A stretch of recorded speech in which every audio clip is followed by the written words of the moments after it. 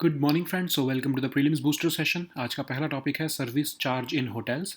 Topic आपके economy के लिए इंपॉर्टेंट है। तो दिल्ली हाई कोर्ट ने एक इंटरिम ऑर्डर दिया है जिसमें कि federation of hotel and restaurant association of India को कहा गया है कि सर्विस चार्ज वर्ड जो है उसको हटाकर स्टाफ कंट्रीब्यूशन को आपको रिप्लेस करना पड़ेगा। तो एक्चुअली हुआ क्या था कि हाई कोर्ट के में जो है ये जो फेडरेशन चली गई थी कंज्यूमर प्रोटेक्शन अथॉरिटी के एक रूलिंग या फिर एक गाइडलाइंस के खिलाफ। तो इसमें अब हाई कोर्ट ने डिसीजन दिया है कि जो ये अमाउंट होगी, जो भी सर्विस चार्ज की अमाउंट होगी, 10% of total bill excluding GST से ज़्यादा नहीं हो सकती। और अपने जो है रेस्टोरेंट्स में जितने भी ये ओनर्स हैं इनको बताना पड़ेगा, मेन्यू में बोल्ड अक्षरों में लिखना पड़ेगा कि अब आपको टिप देने की ज़रूरत नहीं है क्योंकि स्टाफ कॉन्ट्रीब्यूशन पे किया जा चुका है। ठीक है। तो अब हम देखते हैं सर्विस चार्ज क्या होता है। ये बेसिकली एक फ़ी चार्ज की जाती है कस्टमर से किसी स्पेसिफिक रीज़न की वजह से। ठीक है। जैसे कई जो हैं बैंक्स जो हैं वो एटीएम के लिए फ़ी चार्ज करते हैं, या फिर कई जो है वेंडर्स चार्ज करते हैं नेटवर्क उनका यूज़ करने के लिए फ़ी चार्ज करते हैं। ठीक है। तो ये कस्टमर फ़ी या मेंटेनेंस फ़ी भी इसको कहा जा सकता है। और रेस्टोरेंट्स और होटल्स जनरली ये लगभग 10% जो है वो फूड बिल का जो है वो चार्ज करते हैं सर्विस चार्ज के नाम पर। अब जो ये नेचर ऑफ सर्विस चार्ज है, ये वैसे तो ऑप्शनल होना चाहिए, मतलब क्योंकि आप जो टिप देते हो या जिसको आप ग्रेच्युटी कहते हैं फॉर्मल लैंग्वेज में, वो तो ऑप्शनल होनी चाहिए। ठीक है।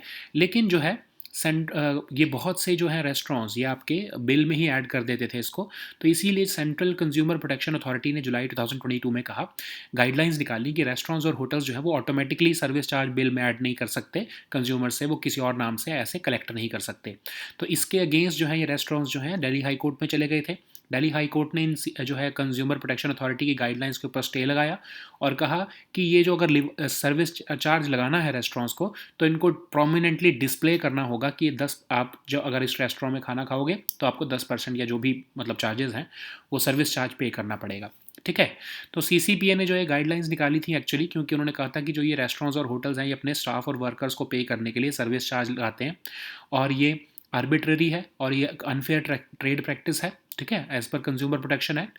और उन्होंने कहा था कि इस बिल अमाउंट से जो है उसको हटाना पड़ेगा उनको। अगर कंज्यूमर जो है कोई देख लेता है तो वो कंप्लेंट कर सकता है नेशनल कंज्यूमर हेल्पलाइन पे भी, या फिर वो इलेक्ट्रॉनिकली भी कंप्लेंट कर सकता है ई दाखिल पोर्टल पर। ठीक है। नेक्स्ट हम टॉपिक देखते हैं डिमेंशिया। ये टॉपिक सोशल इश्यूज़ के लिए इंपॉर्टेंट है। तो डिमेंशिया इंडिया अलायंस एक नॉन प्रॉफिट ऑर्गेनाइजेशन है, उसने national dementia support line and dem clinic, एक ऑनलाइन मेमोरी स्क्रीनिंग क्लिनिक जो है वो लॉन्च किया है। तो डिमेंशिया एक सिंड्रोम होता है जिसमें कि कई तरह के डिसीजेस जो है की वजह से ये हो सकता है।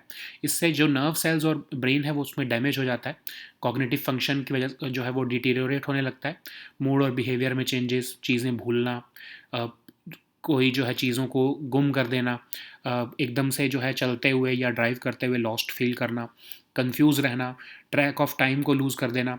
तो ये सब जो है डिमेंशिया के सिम्टम्स होते हैं। इसकी कोई ट्रीटमेंट तो नहीं है बट ऑफ कोर्स सपोर्ट दिया जा सकता है। ठीक है। 55 मिलियन पीपल जो है डिमेंशिया से जो है वर्ल्ड वाइड पीड़ित हैं। लगभग 60% उसमें से जो है वो लो और मिडिल इनकम कंट्रीज़ में जी रहे हैं। हर साल लगभग 10 मिलियन न्यू केसेस सामने आते हैं। इसीलिए वर्ल्ड हेल्थ ऑर्गेनाइजेशन ने इसको एक पब्लिक हेल्थ प्रायोरिटी कहा है। और वर्ल्ड हेल्थ असेंबली ने कहा है कि global action plan on public health response to dementia जो है वो 2017 से लेकर 2025 के बीच में हमें देना है। तो वर्ल्ड हेल्थ ऑर्गेनाइजेशन ने ही ग्लोबल डिमेंशिया ऑब्जर्वेटरी एक डेटा पोर्टल भी बनाया है जिसमें कि कंट्री डेटा 35 की डिमेंशिया इंडिकेटर्स के बेसिस पर जो है वो रिकॉर्ड किया जाता है और एक ग्लोबल एक्शन प्लान बनाने में जो है वो हेल्प करता है फिर डेटा। ठीक है। नेक्स्ट हम टॉपिक देखते हैं मालवीय मिशन। ये टॉपिक इकोनॉमी और गवर्नेंस दोनों के लिए इंपॉर्टेंट है। तो यूनियन मिनिस्टर फॉर एजुकेशन और स्किल डेवलपमेंट एंड एंटरप्रेन्योरशिप ने कहा है कि उन्होंने इरादर मालवीय मिशन को लॉन्च किया है। तो ये यूजीसी के साथ जो है यूजीसी इस प्रोग्राम को बनाया है और ये बेसिकली ट्रेनिंग प्रोग्राम है टीचर्स के लिए। तो कैपेसिटी बिल्डिंग की जाएगी फैकल्टी मेंबर्स की हायर एजुकेशनल इंस्टीट्यूशंस के थ्रू में। ठीक है। तब इसमें जो है 15 लाख टीचर्स को 111 मालवीय मिशन सेंटर्स के थ्रू जो है ट्रेनिंग दी जाएगी। इंडियन नॉलेज सिस्टम को भी इसमें इंक्लूड किया गया है इन मॉड्यूल्स में प्रोग्राम के। ठीक है। तो Mohan Malviya teacher training centres जो है वो ह्यूमन रिसोर्स डेवलपमेंट सेंटर्स को रिवैम्प करके उनको Madan Mohan Malviya teachers training centres बना दिया गया है। तो अगर हम देखें पंडित मदन मोहन मालवीय जी के बारे में, तो एक इंडियन एजुकेशनिस्ट, फ्रीडम फाइटर और मॉडरेट लीडर थे। 4 बार वो इंडियन नेशनल कांग्रेस के जो है प्रेसिडेंट भी इलेक्ट हुए। उन्होंने राउंड टेबल कॉन्फ्रेंस भी अटेंड की थी 1931 में। उन्होंने हिंदू महासभा 1906 में फाउंड की थी और वही जो है वो बनारस हिंदू यूनिवर्सिटी के भी फाउंडर हैं। 1916 में उसको बनाया था उन्होंने। ठीक है। नेक्स्ट हम टॉपिक देखते हैं Association of South East Asian Nations, ASEAN. ये टॉपिक आपके इंटरनेशनल रिलेशंस के लिए इंपॉर्टेंट है। तो आपको पता है पीएम मोदी ने रिसेंटली इंडोनेशिया में विजिट पे किया है एशियान इंडिया और ईस्ट एशिया समिट को अटेंड करने के लिए। तो ये एक रीजनल इंटर गवर्नमेंटल ऑर्गेनाइजेशन है 10 साउथ ईस्ट एशियन कंट्रीज़ की। बैंकॉक थाईलैंड में 1967 में इसको बनाया गया था। करंट इसके member states Indonesia, Malaysia, Philippines, Singapore, Thailand, Brunei, Laos, Myanmar, Cambodia और वियतनाम है। एक इंटर गवर्नमेंटल कोऑपरेशन के लिए जो है वो कोऑपरेट प्रमोट करता है ये। एशियान का सेक्रेटरीट जकार्ता इंडोनेशिया में लोकेटेड है। और जो इसके चेयर पर्सन होते हैं या चेयर कंट्री होती है वो एनुअली रोटेट होती रहती है, ठीक है। अगर हम ईस्ट एशिया समिट के बारे में बात करें तो ये यूनिक लीडर्स लेड फोरम है 18 कंट्रीज़ का। 2005 में इसको बनाया गया था। तो इसमें 10 तो जो है वो एशियन मेंबर कंट्रीज़ के मेंबर हैं, ठीक है। बाकी जो है इसमें Australia, China, India, Japan, New Zealand, south Korea, Russia और यूएसए इसके मेंबर हैं। ये भी एक एशियान का ही इनिशिएटिव है और ये बेसिकली सेंट्रलिटी ऑफ एशियान को दर्शाता है, ठीक है। नेक्स्ट हम टॉपिक देखते हैं ट्रेजरी बिल्स। ये टॉपिक आपके इकोनॉमी के लिए इंपॉर्टेंट है। तो रिसेंटली जो यील्ड्स हैं ट्रेजरी बिल्स की वो अब कम हुई हैं, ईज हुई हैं 7 बेसिस पॉइंट पर, बिकॉज लिक्विडिटी जो है बैंकिंग सिस्टम में वो इंप्रूव हुई है। तो ये ट्रेजरी बिल्स क्या होते हैं? ये मनी मार्केट इंस्ट्रूमेंट्स हैं, इनको हम शॉर्ट टर्म डेट इंस्ट्रूमेंट्स भी कहते हैं। गवर्नमेंट ऑफ इंडिया इसको इशू करती है। इसका जो टेन्योर होता है वो 91 डेज़, 182 डेज़ या 364 डेज़ का होता है। जीरो कूपन सिक्योरिटीज़ होती है, मतलब इसमें कोई इंटरेस्ट तो नहीं मिलता। लेकिन अगर 100 रुपये का है ये ट्रेजरी बिल तो समझ लो वो 95 रुपीज़ पर डिस्काउंट पर बेसिकली इशू किया जाता है। जब मैच्योर होता है तो 100 रुपये में आपको मिलते हैं, तो मतलब एक तरह से आपका 5 रुपये का प्रॉफिट हो जाता है, 5% का, ठीक है। तो मैं एग्जाम्पल दे रहा हूँ, ऑफकोर्स 5% ही हमेशा नहीं होता है, कभी कभी ज़्यादा भी हो सकता है। तो ट्रेजरी बिल्स जो हैं वो सबसे पहली बार 1917 में गवर्नमेंट ऑफ इंडिया ने इशू किए थे। इसको कौन ऑक्शन करता है? आरबीआई, रेगुलर इंटरवल्स पर। और इसको कौन बाय कर सकता है? इंडिविजुअल भी बाय कर सकते हैं, ट्रस्ट भी बाय कर सकते हैं, इंस्टीट्यूशंस, बैंक्स जो है वो सब परचेज कर सकते हैं टी बिल्स को। लेकिन जनरली इसको फाइनेंशियल इंस्टीट्यूशंस परचेज करते हैं, खासकर बैंक्स, जो कि इसका यूज़ करते हैं आरबीआई से रेपो रेट पर पैसा लेने के लिए, ठीक है। वो इसको अपने पास भी रख सकते हैं क्योंकि उनकी एसएलआर की रिक्वायरमेंट्स भी होती हैं, स्टैट्यूटरी लिक्विडिटी रेशियो की, है ना। तो जो टी बिल्स होते हैं उनको जैसा मैंने आपको पहले बताया, इनको डिस्काउंट पर जो है वो ओरिजिनल वैल्यू के बजाय डिस्काउंट पर इशू किया जाता है। जब ये मैच्योर होते हैं तो 100 रुपीज़ जो है वो मतलब जो है जो ओरिजिनल वैल्यू है वो वापस कर दी जाती है। तो जो मतलब डिस्काउंट से लेके जो ओरिजिनल वैल्यू की जो डिफरेंस अमाउंट है वो जो भी इन्वेस्टर है उसका प्रॉफिट होता है, ठीक है। नेक्स्ट हम टॉपिक देखते हैं battery energy storage systems scheme. ये टॉपिक इन्वायरमेंट के लिए इंपॉर्टेंट है। तो यूनियन कैबिनेट ने recently scheme for viability gap funding जो है वो अनाउंस की है बैटरी एनर्जी स्टोरेज सिस्टम्स के लिए। तो ये बैटरी एनर्जी स्टोरेज सिस्टम जो है वो 4000 मेगावाट आवर का बेस्ट प्रोजेक्ट जो है वो 2030 से 2031 के बीच में बनाने को जो है ये स्कीम कह रही है। इसमें 40% तक की कैपिटल कॉस्ट जो है उसकी वायबिलिटी गैप फंडिंग दी जाएगी गवर्नमेंट ऑफ इंडिया द्वारा 5 ट्रांश में, ठीक है। अब इसमें होगा क्या कि गवर्नमेंट चाहती है कि जो कॉस्ट ऑफ स्टोरेज है बैटरी एनर्जी स्टोरेज सिस्टम में उसको हम कम करके 5.50 से 6.60 पर किलोवाट आवर तक ले आएँ, ठीक है। और इसमें कहा गया है कि जो 85% ऑफ दिस जो एनर्जी स्टोरेज होगी वो डिस्ट्रीब्यूशन कंपनीज को अवेलेबल करवाई जाएगी ताकि जो है अल्टीमेट बेनिफिट कंज्यूमर तक पहुंच सके, ठीक है। तो इसके जो बेस्ट के जो डेवलपर्स होंगे जो बनाएंगे ये बेस्ट जो बैटरी एनर्जी स्टोरेज सिस्टम, उसको उनको जो है वीजीएफ की जो ग्रांट्स मिलेंगी वो एक ट्रांसपेरेंट कॉम्पिटेटिव बिडिंग प्रोसेस द्वारा सिलेक्ट किए जाएंगे, ठीक है। अब इसकी सिग्निफिकेंस यही है कि रीन्यूएबल एनर्जी वैसे तो नहीं तो वेस्ट चली जाती है अगर आप उसको स्टोर ना करो। तो जब अगर आप बैटरी एनर्जी स्टोरेज सिस्टम्स बना दोगे तो उसको इलेक्ट्रिसिटी ग्रिड से जो है जोड़ने में हमें हेल्प हो जाएगा। कॉस्टली इंफ्रास्ट्रक्चर अपग्रेड्स की जो है हमको नीड जो है वो रिड्यूस हो जाएगी अगर आप बैटरी स्टोरेज सिस्टम बना दोगे तो, है ना। फिर हम रीन्यूएबल एनर्जी स्टोरेज जो है उसको हम अच्छे से हार्नेस भी कर पाएंगे। अब बैटरी स्टोरेज बेसिक सी लैंग्वेज है, आपको पता ही है कि डिवाइसेस जिसमें कि एनर्जी को जैसे कि सोलर या विंड एनर्जी इनको स्टोर करके रख सकते हैं और जब ज़रूरत पड़े तो उसको पावर के लिए यूज़ किया जा सकता है। नेक्स्ट हम टॉपिक देखते हैं zero draft plastic pollution treaty. ये भी इन्वायरमेंट के लिए इंपॉर्टेंट है। तो सेकंड मीटिंग जो है इंटर गवर्नमेंटल नेगोशिएटिंग कमेटी की जो है वो कंक्लूड हुई है मेंबर स्टेट्स की। और उसमें कहा गया है कि जो है INC के सेक्रेटरीट को कहा गया है कि एक ज़ीरो ड्राफ्ट जो है वो डेवलप किया जाए प्लास्टिक पोल्यूशन को एंड करने के लिए। तो ये zero draft plastic pollution treaty है क्या? एक इंटरनेशनली लीगली बाइंडिंग इंस्ट्रूमेंट है प्लास्टिक पोल्यूशन को एंड करने का। इसमें 10 प्लेस होल्डर्स हैं, जिसमें इस ज़ीरो ड्राफ्ट में 10 प्लेस होल्डर्स बनाए गए हैं, जिसमें जैसे कि प्रियम्बल क्या होगा, डेफिनेशन, प्रिंसिपल्स एंड स्कोप क्या होगा। अब जैसे कुछ मेंबर स्टेट्स हैं, सऊदी अरेबिया, ईरान या चाइना, इन्होंने कहा है कि आप स्कोप को डिफाइन करो, मतलब कितना पार्ट जो है इस ट्रीटी का वो लीगली बाइंडिंग होगा। ऑफ कोर्स इंडिया ने भी इस प्रपोजल को एग्री किया है। अगर हम देखें प्लास्टिक पोल्यूशन इंडिया में, तो लगभग 8% जो हमारा ओवरऑल सॉलिड वेस्ट है वो प्लास्टिक वेस्ट है।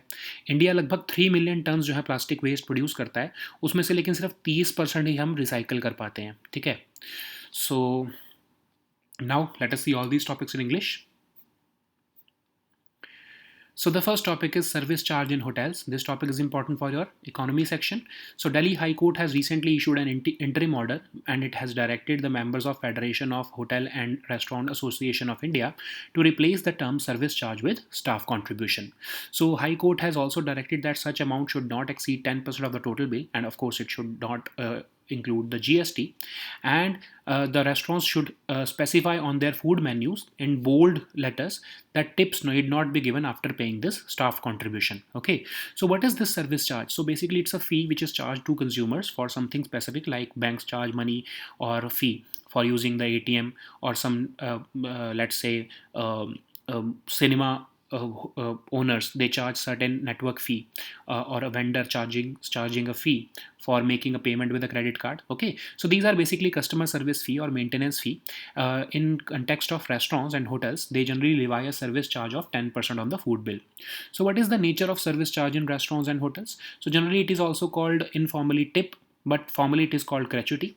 This is also same as service charge, but it should be optional. Okay, so this is what the Central Consumer Protection Authority in July 2022 ruled, that they issued, of course, the guidelines that restaurants and hotels should not automatically add this service charge to the bill or collect it from consumers under any other name. But against this guidelines, the Restaurant Association of India went to the Delhi High Court, and Delhi High Court has stayed these guidelines, and they have said that if you want to levy these service charge, then it should be duly and prominently displayed on the menu and other places. And why did the CCPA issue such guidelines?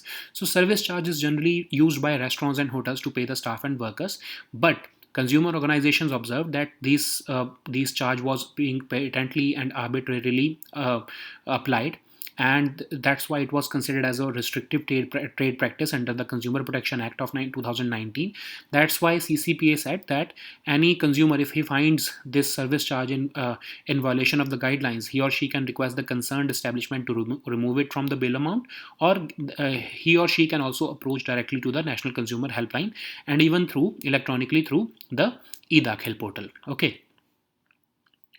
So the next topic is dementia. This topic is important for your social issues. So recently, Dementia India Alliance, which is a not-for-profit organization, it has launched a national dementia support line and DEM clinic, which is an online memory screening clinic. And it's dementia is a syndrome which can be caused by a number of diseases, and it over time destroys nerve cells and damage the brain, and it typically leads to deterioration in cognitive function. So what are the signs and symptoms? Generally, changes in mood and behavior is witnessed. People start forgetting things on recent events. People start losing or misplacing things. They start getting lost while walking or driving. They remain confused even in familiar places. They even lose track of time. Okay, currently there is no cure for dementia. About 55 million people have dementia worldwide, over 60% of whom live in low and middle income countries. So every year about 10 million new cases are found, and the World Health Organization has that's why recognized dementia as a public health priority, and World Health Assembly has also endorsed this Global Action Plan on Public Health Response to Dementia 2017 and 2025. So to facilitate monitoring of this disease, WHO has developed this Global Dementia Observatory, which is a data portal, and it collects data from 35 key dementia indicators across the globe to help the strategic areas of the above mentioned action plan. So the next topic is Malviya Mission. This topic is important for your governance section. Union Minister for Education and Skill Development has recently launched the Malviya Mission, which is a teachers training program, and this has been developed by UGC. Okay, so this will basically provide tailored training programs for teachers, and it will help in the capacity building of faculty members in higher educational institutions. It will also ensure continuous professional development and help in building capacities of about 15 lakh teachers of higher educational institutions through 111 Malviya mission centers across the country. Even the Indian knowledge system has been included in the modules of this program. So the human resource development centers have been revamped, and they are now known as Madan Mohan Malviya Teachers Training Centers. So if we look at Pandit Madan Mohan Malviya, he was an Indian educationist, freedom fighter, and moderate leader. He was elected as the president of Indian National Congress 4 times. He also attended the Round Table Conference in 1931, and he founded the Hindu Mahasabha in 1906. He also founded the Banaras Hindu University at Varanasi in 1916. So the next topic is Association of Southeast Asian Nations. This topic is important for your international relations topic. PM Modi has recently arrived in Indonesia, and rather he has attended the ASEAN India and East Asia Summit in just a day. So what is ASEAN? It's a regional intergovernmental organization of 10 Southeast Asian countries.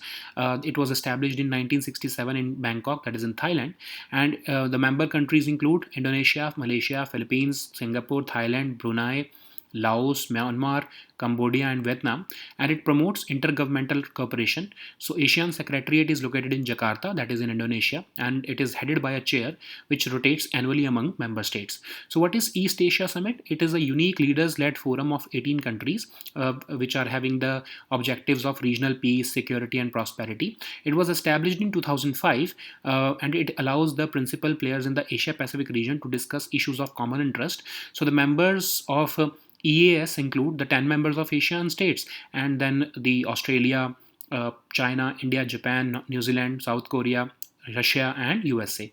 So EAS is basically an initiative of ASEAN based upon the premise of centrality of ASEAN.